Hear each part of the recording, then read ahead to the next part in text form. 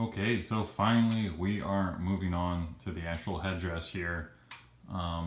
So the technique I'm using to kind of get the shape right is, you can see up here, I started with some pipe cleaners that I could kind of make like a web of the general shape, and it's going to be something light and semi-rigid that I can take on and off and use references and kind of see if I get the actual size and shape right. Now this is stuff I did, weeks ago before I started on the shoulder piece to make sure I get proportions right.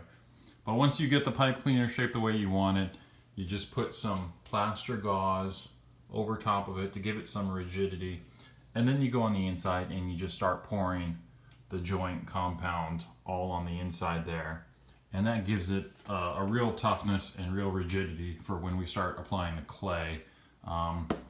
It's pretty dense and durable. Now, is this the best way to do it? Probably not. Is this the cheapest way to do it?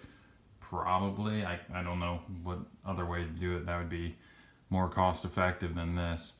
I've put numerous little bars in here to support it because we don't want this stuff moving too much as we sculpt it. We've got a very precise shape to maintain.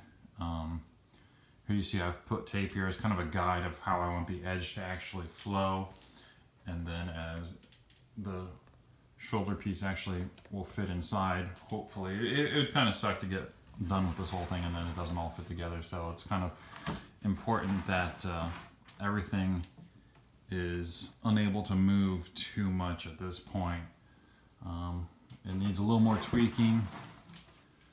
You can see I've drew this line here, so I can measure points from here to here and then to the other side to make sure it's symmetrical, and it definitely wasn't. I put a little clay on here as a placeholder that I need to bring this side out, bring this little part over a little bit, this edge over a little bit as well.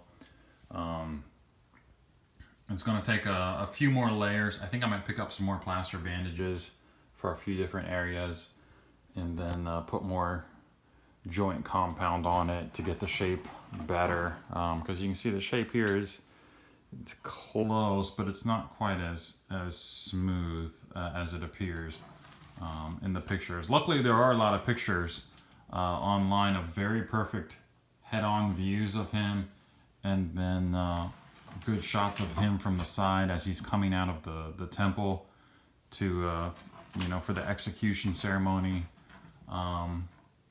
So there's a lot of good reference out there, and I'm continuously taking this into Photoshop and finding out where it needs to be wider, narrower, taller, etc. But we're finally getting to some really good fun stuff here.